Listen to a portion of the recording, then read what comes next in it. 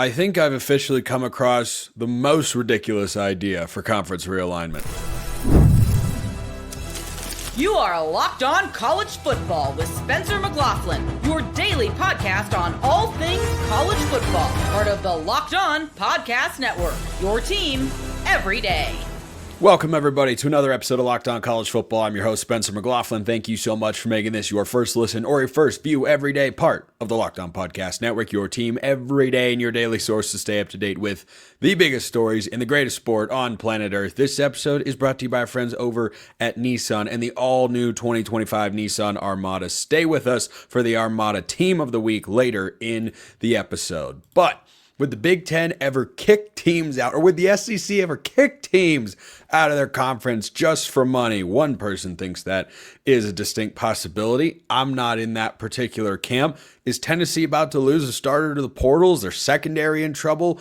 And is UNLV once again a G5 playoff threat? All on today's show. But let's start with this piece. Over at Saturday Blitz, Andrew Boardwine writing that he believes the Big Ten or SEC could remove a couple of teams from their conference, which amidst all the realignment crazy insanity that we have witnessed over the last couple of years would be the craziest thing of them all. There is a distinct difference between leaving teams behind in a past conference and threatening that conference's existence and just outright kicking teams to the curb, leaving them out in the cold to try to fend for themselves. We haven't actually seen that happen yet in this modern era of realignment. But the 5 schools he suggests that could be on the way out one day if the SEC or Big Ten decided so amidst a power grab in college football to further their financial advantage over everybody else: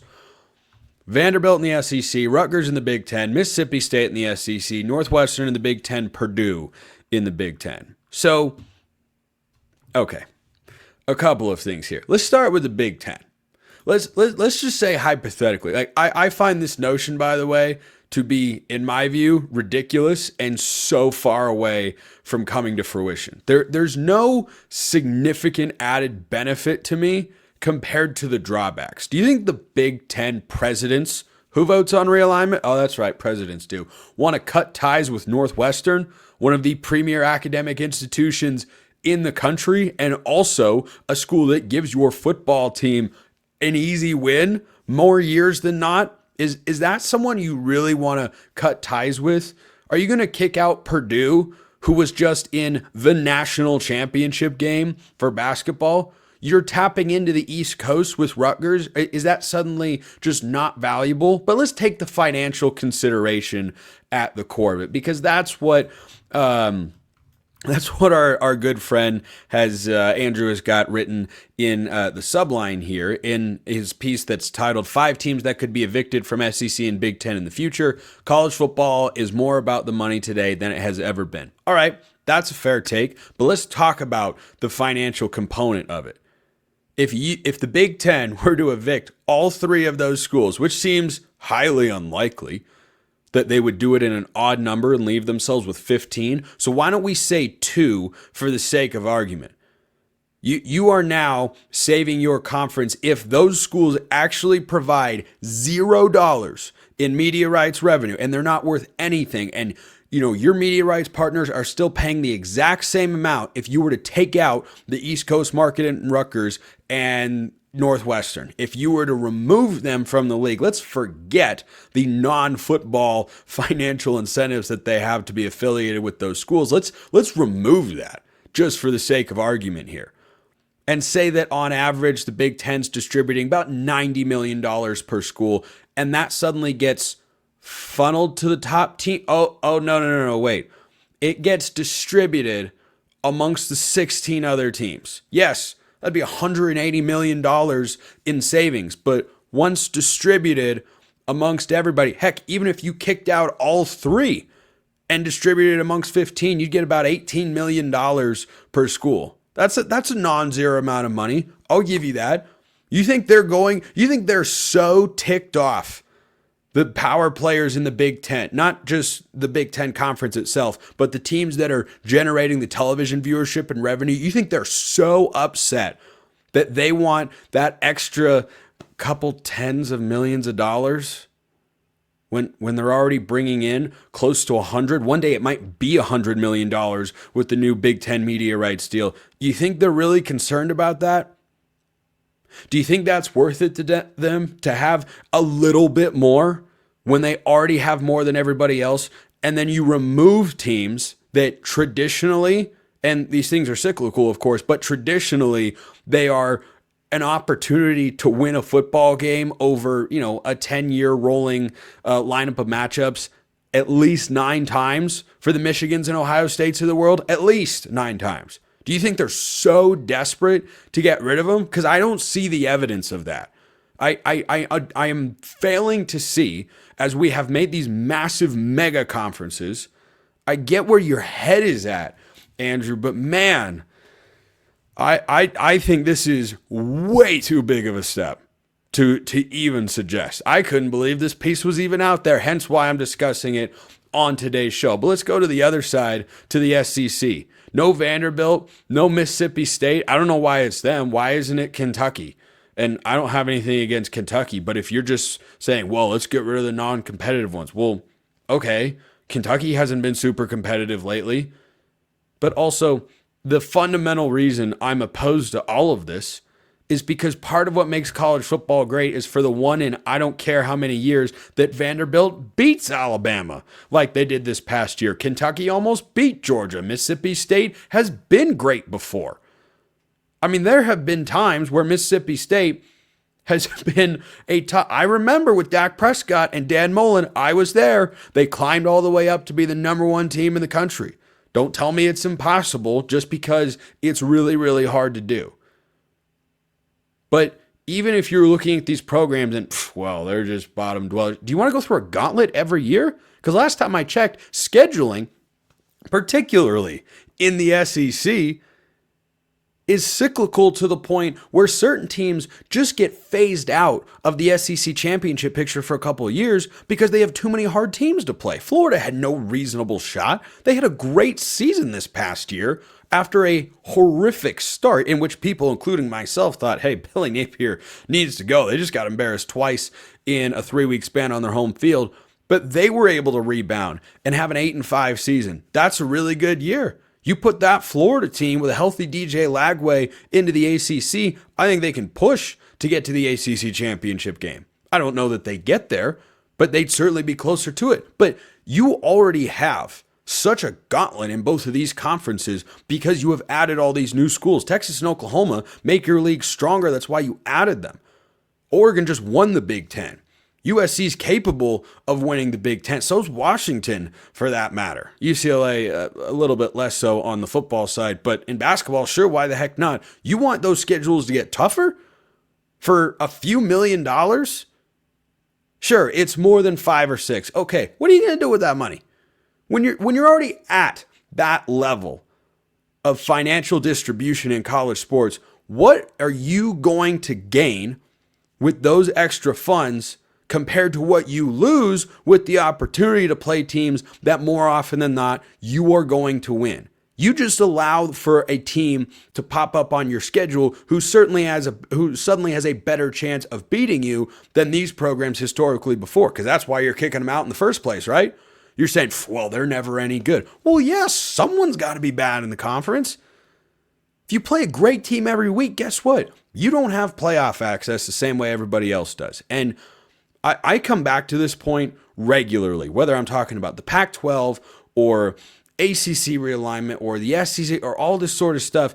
People talk themselves into on these campuses or, in university or in presidential boardrooms or whatever on these university campuses that, well, this is going to be better. It'll make us more money, do all this stuff. What's your ultimate goal? Is your ultimate goal to make more money? If it is, sure, then this is what you're looking for. But if your ultimate goal is to win a national championship, how does this further that interest? Even in an expanded playoff, how does it get you closer compared to what you have right now? That's the question that I think schools should be considering. So there's no indication, by the way, this is an opinion piece, and I respect everybody having an opinion. I get that it's March. But man, that one was way too far out there for me. Way too far. And I don't think that everything is being considered there, suggesting, oh, they're going to take him out of the league. Are they? Really? They're going to have an unprecedented move so that they can have a little bit more. They got plenty. They're doing fine. Big Ten SEC schools don't need a few extra dollars to get over the hump to win a national championship in there. Even with the House settlement coming down. I think they're going to figure it out. Just a gut instinct. Just a gut instinct and opinion, of course. Let me know your thoughts in the comments below or hit me up on Twitter. A surprising development in Knoxville. Could a high-end corner be coming to a school near you? First, this episode brought to you by Nissan. The Armada Team of the Week is brought to you by our friends at Nissan and the all-new 2025 Nissan Armada. Each week, our Locked On College basketball experts are picking one team that stands apart. From top-seeded stars to unexpected upsets, these guys showcase the strength and sheer power needed to push their team forward. And this week's Team of the Week is Houston. The Houston Cougars, since joining the Big 12 last season, have gone a combined 33-4 in conference games, winning the regular season title by multiple games both years. There's no team in college basketball that more capably embodies the rugged Armada than Kelvin Sampson's squad. Houston's tenacious defense leads the nation in the fewest points per game allowed for the second straight season. When it comes to the Nissan Armada, they say, go forth and conquer. And that's exactly what the Houston Cougars have done here. It's clear that just like our Team of the Week is out here ready to conquer the road ahead with confidence, just like you can in the all-new Nissan Armada or any of Nissan's outstanding vehicles. Take the Nissan Armada, Rogue, or Pathfinder and go find your next big adventure. Shop at nissanusa.com. Will there be an impact player in the transfer portal? That's at least the indication. Eric Cain, Locked On Vols. Ricky Gibson started for Tennessee last year, Eric, but he said he wants to go into the spring portal window. What's going on here? Yeah, I mean, it's one of those harsh realities that, at the end of the day, you, me, we're all college football fans. And, we do this podcast and college football fans watch and they communicate with us. I mean, the love for the game is there from all angles. And it's one of those harsh realities that kind of smacks us in the face where it's just like, hey, this is very much a business. This is amateurism's pretty much out the door. This is very much a business. And Ricky Gibson sees that Tennessee's All-American cornerback, his fellow starter, Jamal McCoy, tore his ACL in December, offseason training. He's going to be out for spring, going to be out all offseason, going to be back towards the beginning of 2025.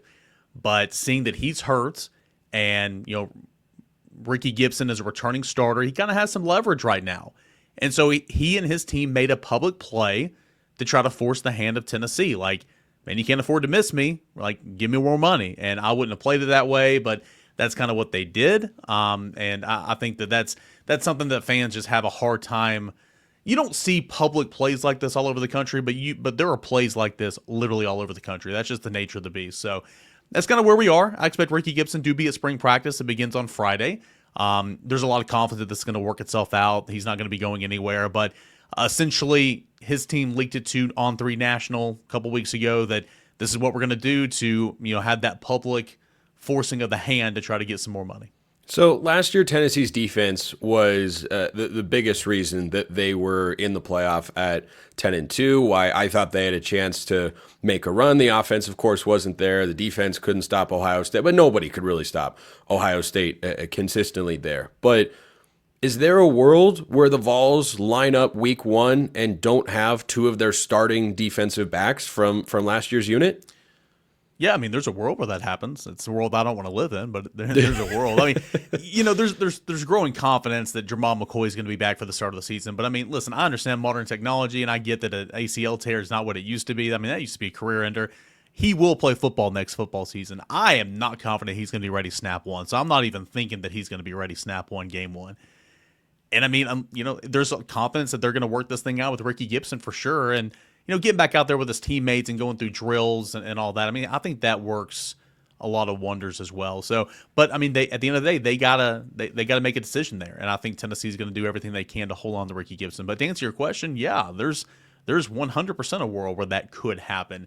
I think it's less than 50% because I think Gibson ends up staying But yeah, there's a world where that happens, and that's not a world, again, that I want to live in. Yeah. Do you think that Gibson has a higher likelihood to come back to Tennessee, rework his NIL deal, and this was all just, a PR play to get Tennessee to be skittish? Or do you think he winds up in the portal? Because if he were to go into the transfer portal, Eric, you don't know who's going to wind up entering and leaving their school and such when the spring portal window comes around in early April. But he to me would probably be one of the higher profile defensive backs. I mean, he'd be one of the more proven guys. Certainly, I think that would go into the portal there. So where do you kind of place the odds on whether he becomes available for someone else to go and get? Yeah, I mean, I'm not ruling it out. Certainly, I know that's kind of the plan right now. But the goal for Ricky Gibson, to my understanding, and his team is to get a new deal and stay at Tennessee. They want to stay at Tennessee, but I mean, you've got leverage. You've got a ton of leverage right now. There's not a whole lot of depth behind those couple of guys, him and McCoy at corner to begin with. McCoy's out right now, so your team's kind of like, well, let's strike while the iron's hot. So I think the goal is to stay at Tennessee. I've got confidence that Tennessee's going to get that done. So I would lean more towards him getting a new deal and staying here at Tennessee. But if he does end up entering the portal, he will be one of the most attractive names for sure. Not because he had 12 interceptions last year. He didn't have the 12 interceptions last year, but he is a young, rising junior, started every game last year for a college football playoff team that had a top 10 defense. There's not many of those guys out there in the portal, to your point. So if he were to make it actually end up in the portal when it opens, he is going to be one of the top 5 names available, no doubt. But Tennessee fans are hoping, and I've got confidence that it won't get to that point. Speaking of the portal, I've been on an exploratory mission here on the show to figure out who every team's most important transfer is that has to pop for you to get close to hitting your ceiling in 2025. Who is that for the Vols? Yeah, well, Tennessee only got 4 transfers, not a whole lot of movement all on the offensive side of the football, 2 of which were offensive linemen, one of which is going to be, I mean, I don't want to call him a third-string running back because he will play, but he's not going to be RB1, the bell cow, like Dylan Sampson was. And then the other's a wide receiver that didn't play 1 snap for Alabama last year. So very underwhelming portal season for the Vols as they were focusing on retaining the roster, making new deals for a lot of guys like Mike Matthews, Boo Carter, Jermon McCoy, and more. But the most important in my eyes is Notre Dame transfer offensive lineman Sam Pendleton.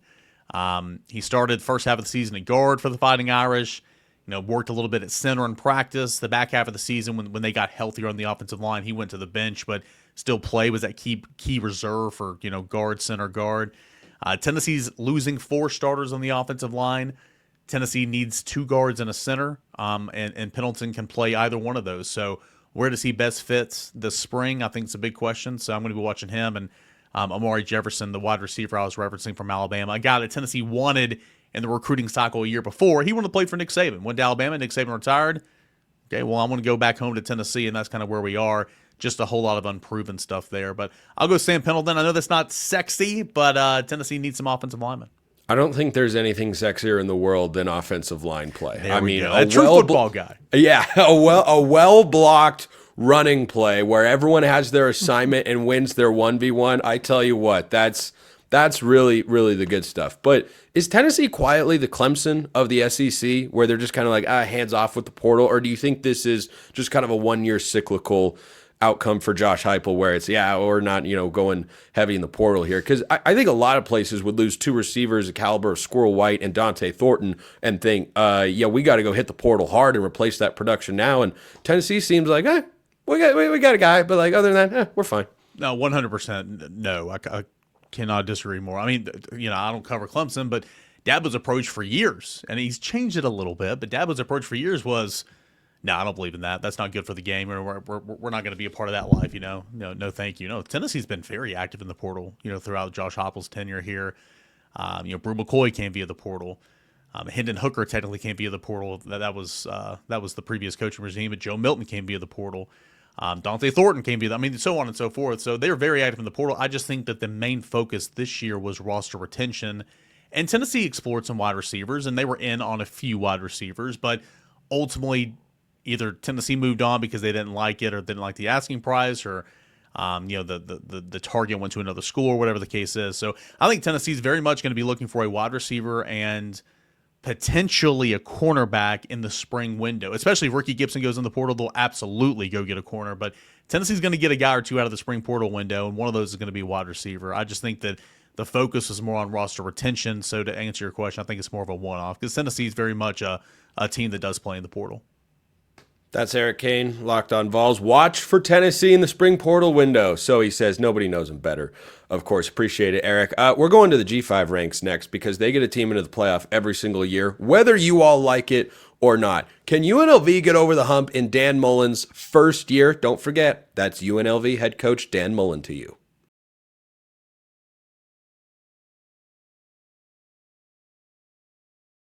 Back-to-back years in the Mountain West Championship game. No playoff appearances yet to show for it, but they were one game away. Do you realize that? If you think group of 5 playoff contenders, you probably go to Boise State. They were just in it. Tulane got a brand. Memphis, good program. Army almost got there. Had a legitimate shot last year if they'd beaten Notre Dame. But I hope you're still thinking about UNLV. Now, I'm curious to see what the Rebels are able to become this year. They're giving me some Indiana, Colorado vibes here. Why? How many transfers do you think UNLV, with their new head coach Dan Mullen, brought in this offseason? How many exactly? I'll give you a hint, it's a lot, but throw out a number in your head for what you think a lot is. 20, 25, 30? Try 35. 35 new players are going to Las Vegas to play football for Dan Mullen's new program. And you know what? I'm intrigued. I am highly interested in what the Rebels have got going here. So, of those 35 transfers, by the way, 22 of them hail from Power 4 programs. That doesn't mean those will all be the best players. I'm just giving you some insight into the caliber of athlete and player that they've brought in via the portal. They're not just taking anyone who's available. This isn't an Indiana situation or a Washington State situation with Jimmy Rogers where a head coach is coming from a previous stop where he had a lot of success and he's coming from a lower level, but he's bringing a bunch of guys with him from that previous stop. Dan Mullen has been in the ESPN studio for the last several years. Now he gets back into the coaching fold.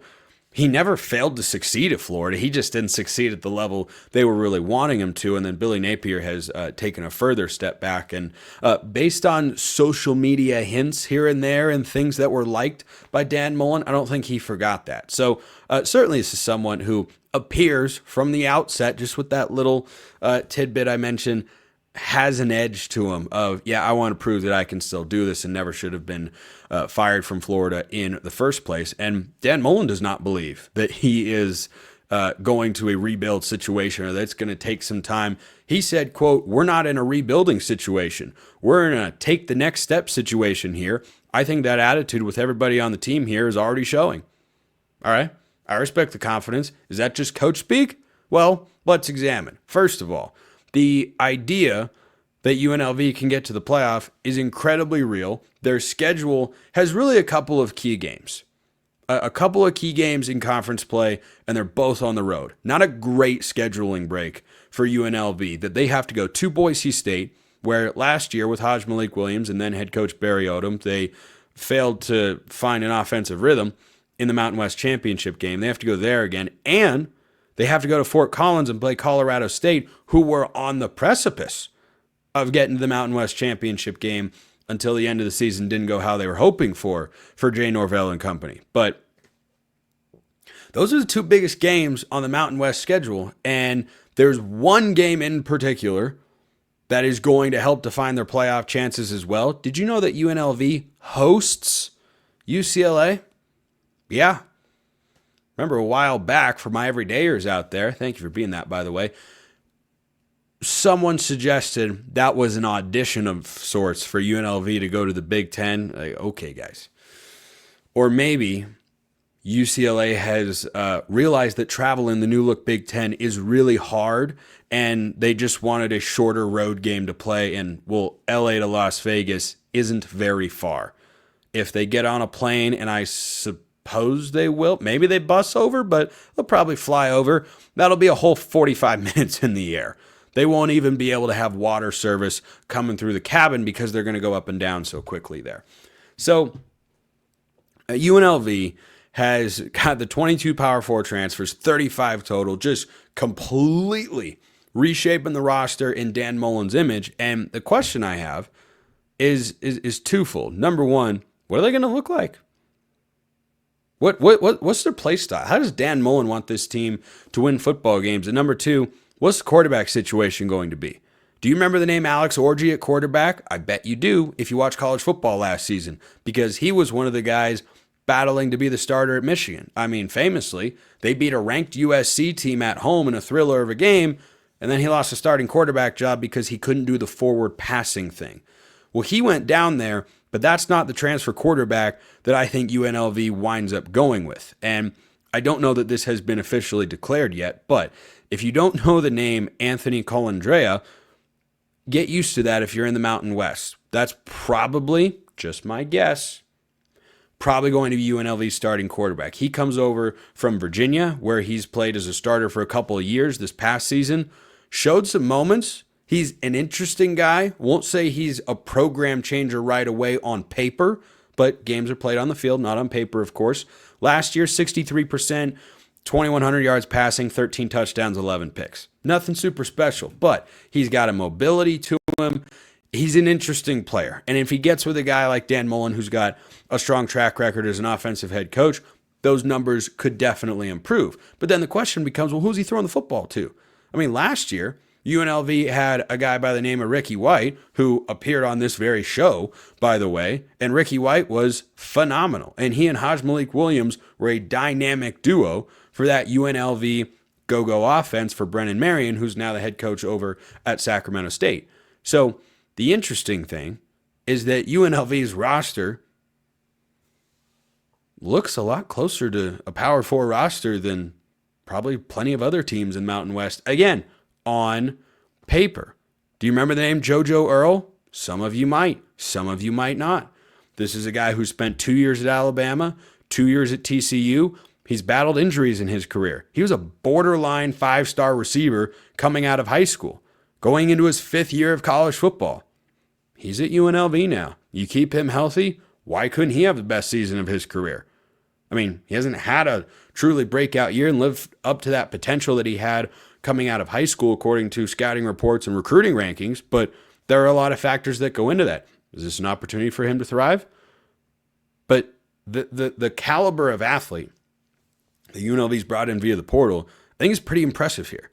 They've got guys like Denver Harris, who was a 5-star recruit coming out of high school. Do you remember the legendary 2022 Texas A&M recruiting class?